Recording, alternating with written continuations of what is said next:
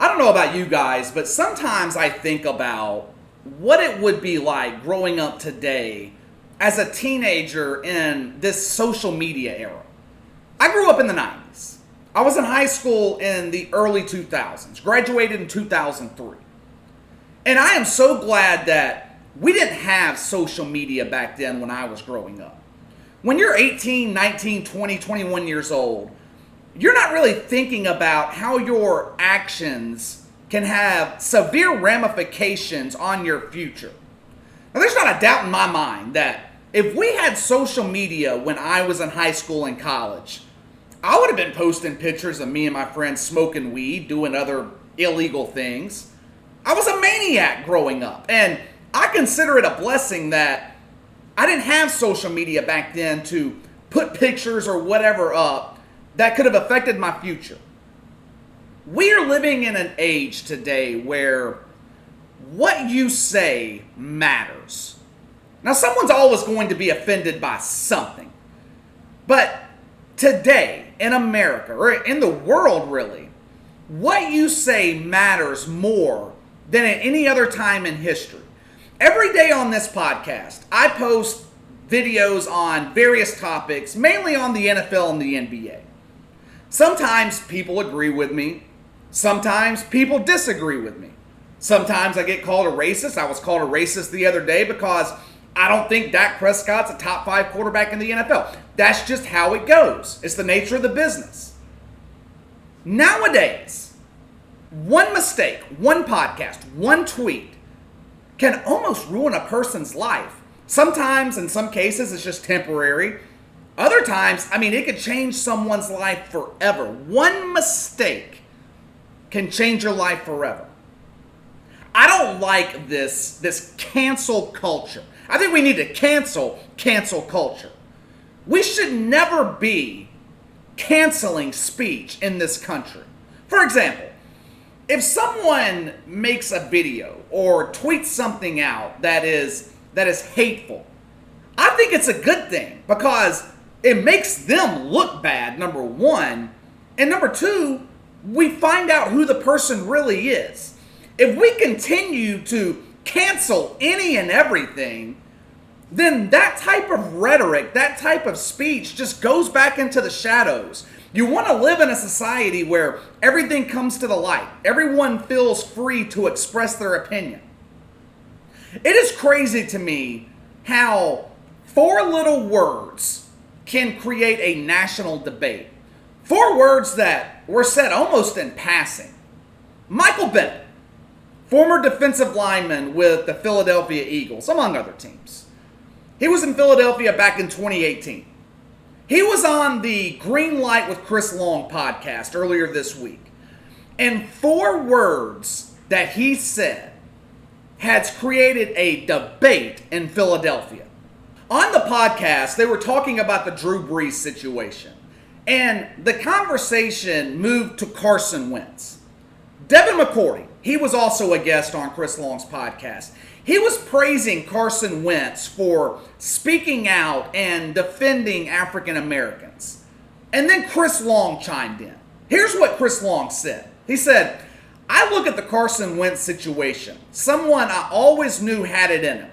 If you play with Carson, he is a good guy, but you don't know if he has that intestinal fortitude to be that first one to step over the line." Now, at that point, Michael Bennett interrupted, and he said, "Nick Foles is better." All of a sudden, the debate has begun. Carson Wentz is better. Nick Foles is better. I think a lot of people are missing the point here. There's really no argument. Carson Wentz is clearly the better quarterback. He is better than Nick Foles. And when I say better, I'm talking physically. I'm talking he has more potential. He has a higher ceiling. Nick Foles has already reached his ceiling. Carson Wentz has not yet reached his full potential.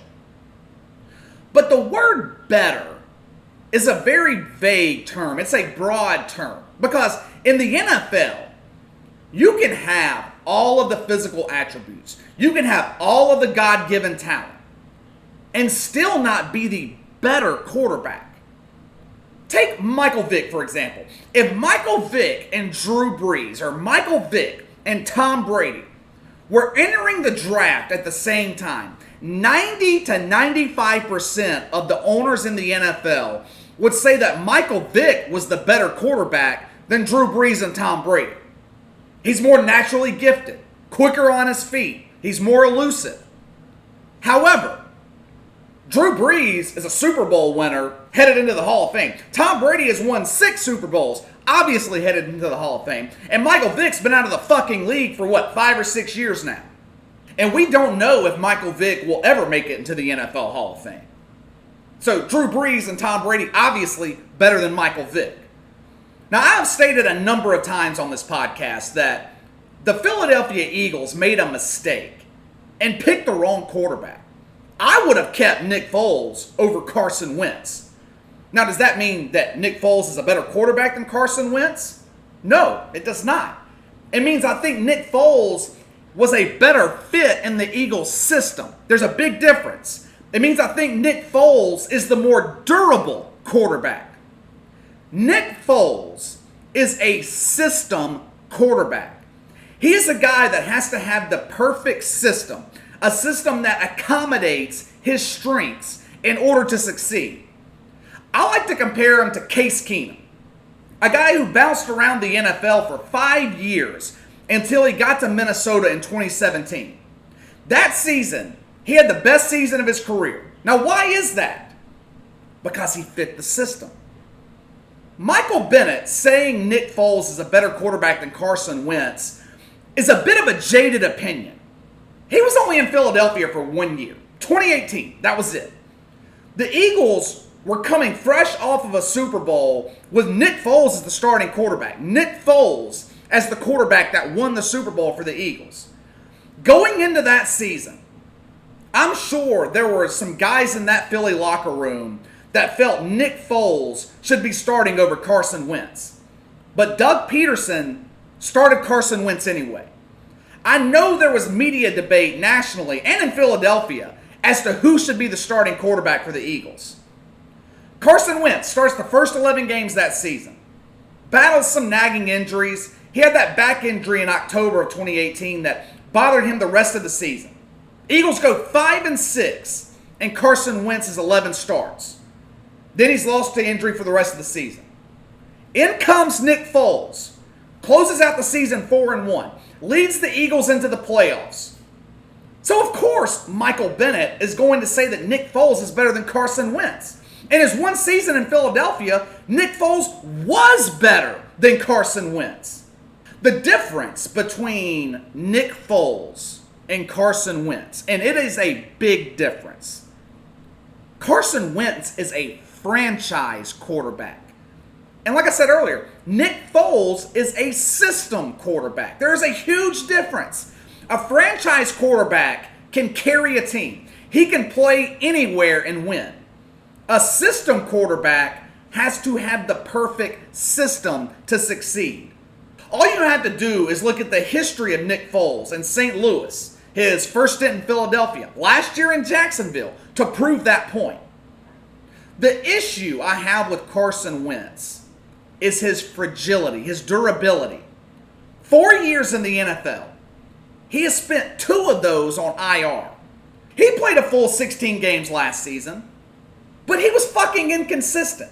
He was great 1 week, bad the next. Do you remember that 3-week stretch in November going into December? I think it was weeks 10 through 12, somewhere around in there.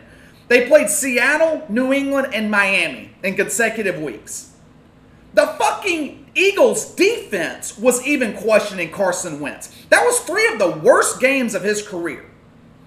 Carson Wentz and his injury history was the primary reason I thought that the Eagles made the wrong decision and keeping him over Nick Foles. And then going out and paying him max money. Wentz tore his ACL and fractured the vertebrae in his back. That's the 2 big injuries that he's had in his NFL career. The problem with injuries, especially injuries like that, especially the ACL tear, once you tear your ACL, it is likely to happen again. Plus, we don't know if we will ever see the Carson Wentz that we saw in 2017 when he was fucking dominant. We damn sure didn't see that Carson Wentz last year. He threw more touchdowns in 13 games in 2017 than he did all of last season. The NFL is littered with quarterbacks who were never the same coming back from an injury. RG3, Robert Griffin III, had a knee injury in that playoff game against Seattle. What was that, 2012, 2013, 7-8 years ago. He's never been the same quarterback. Andrew Luck, he fucking retired because of his shoulder injury. Dante Culpepper had a good NFL career going till he tore his ACL. Then, downhill. Hell, even recently, Cam Newton. The Panthers just dropped his fucking ass because he's been injured so often, hasn't been the same quarterback since his MVP season. So, debating who was the better quarterback between Carson Wentz and Nick Foles is a useless debate. It's useless. The real question is, who was the better quarterback for the Eagles? Who was the more durable quarterback for the Eagles? And that answer was Nick Foles. And Doug Peterson let him walk. All right, that's all for today. Make sure to hit that like and subscribe button for me. Click the notification bell to receive all notifications from the channel. Appreciate you guys that have already done so. Leave me a comment in the section below. Do you think the Eagles made a mistake in letting Nick Foles walk? Who do you think is the better quarterback for the Eagles, Carson Wentz or Nick Foles? Let me know your thoughts. You can follow me on Twitter at KC_BTL84. If you have any questions, you can email them to BTLKC84@gmail.com. I will see you guys next time.